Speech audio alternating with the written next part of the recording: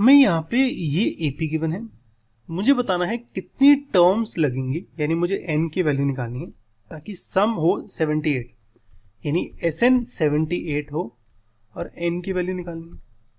ठीक है, एसएन का फॉर्मूला मुझे पता है n/2 2a plus n minus 1 into D.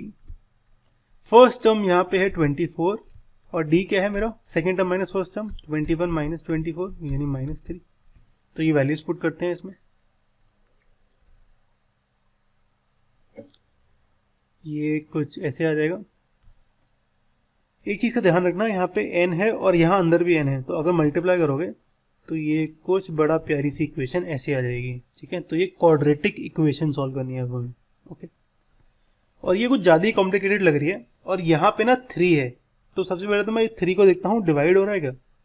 51 से डिवाइड होगा क्योंकि सम ऑफ डिजिट्स हैं 6 और इसके सम ऑफ डिजिट्स हैं 12, तो ये भी डिवाइड होगा। तो करते हैं, 3 से 3 कैंसिल, 51 से करूंगा तो ये आएगा 1, 21 17 और इसको करूंगा तो ये आएगा 5 और 2 52। तो इक्वेशन मेरी ये आएगी। ठीक है, इसको फैक्टराइज करना पड़ेगा अब हमें। मैं यूज करूंगा स्प्लिटिंग द मिडिल टर्म क्योंकि मुझे वो प्यारा लगता है। स्प्लिटिंग द मिडिल टर्म में क्या करते हैं, उसमें हम दो नंबर्स फाइंड करते हैं जिसका सम होगा जो n से मल्टीप्लाइड नंबर है वो, यानी -17। प्रोडक्ट होगा जो मेरा कांस्टेंट नंबर है 52 और जो n² से मल्टीप्लाइड नंबर है 1, इन दोनों का मल्टीप्लिकेशन यानी 52। ठीक है, अब देखो सम नेगेटिव है, प्रोडक्ट पॉजिटिव है। अब प्रोडक्ट पॉजिटिव कब को पा सकता है, दो केस में, या तो दोनों पॉजिटिव नंबर हो या दोनों नेगेटिव नंबर हो। क्योंकि सम नेगेटिव है तो मेरे दोनों नंबर होंगे नेगेटिव। ठीक है, ये बात समझ आई। अब नंबर्स निकालने के लिए जो प्रोडक्ट होता है ना, इसका करते हैं प्राइम फैक्टराइजेशन। तो 52 को करता हूँ 2 से डिवाइड, 26 2 से डिवाइड और फिर 13। ठीक है, तो ये कुछ ऐसे आ गया।